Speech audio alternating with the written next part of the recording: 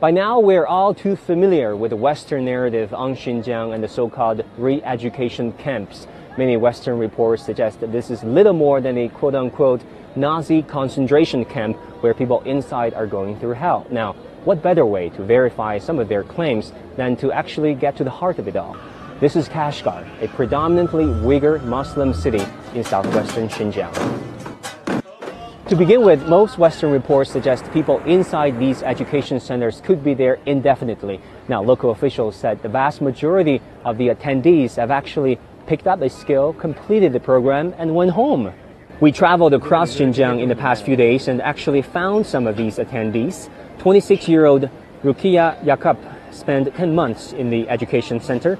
While there, she perfected her Mandarin skills and studied sales. Now she is a real estate sales agent, earning over 8,000 yuan or over $1,100 a month, way above local average. 我觉得我现在变得更快乐了。我学国语，我就可以又可以接汉族客户，又可以接维族客户，然后就收入这块特别可观。Another claim was that after these training programs, some Uyghurs are still missing. Still no info is gathering steam on Western social media. We questioned local government officials about this. And the answer we got was among the 100+ missing Uyghurs, half of them cannot be verified due to incomplete information such as misspelling of names, and a third are under criminal investigation or convicted criminals. The rest are actually living normal lives, and many of them have never been to the education centers, including 67-year-old Hanimham Tudi. Facebook user published this video claiming to be Hanimham Tudi's daughter and said her mother was put in these education camps. Recently, there has been some videos on the internet going viral saying that you have been missing, saying that you have been in this re-education camps in Xinjiang. Is that true? İlk tatbağımdı. Öğrenim. Aşında da öceksiz taktı.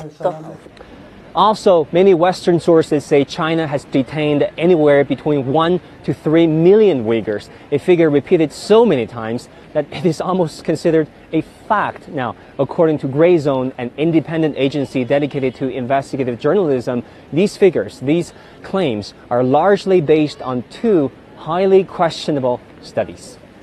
The first is the U.S. government-backed network of Chinese human rights defenders. It formed its estimate by interviewing a grand total of just 8 people. I'm no economist, but 8 people doesn't sound like a great sample size. The second study relied largely on media reports and speculation. Its author, Adrian Zenz, is considered a far-right fundamentalist Christian who opposes homosexuality and gender equality, and who once said he is led by God on a mission against China. There's not just misinformation, but disinformation out there. This video, claiming to be a Chinese police beating a Muslim for reading Quran in his house, got millions of retweets and likes. But independent studies showed this was actually an Indonesian police beating a local thief. What's more, pictures purported to show Uyghurs in Xinjiang's detention camps turned out to be doctored photos during a protest in Turkey and at a migrant shelter in Thailand. It is difficult to see the full picture of a region as diverse and complex as Xinjiang in the first place, and this Western propaganda doesn't make things much easier. Wang Guan, CGTN, Kashgar, Xinjiang.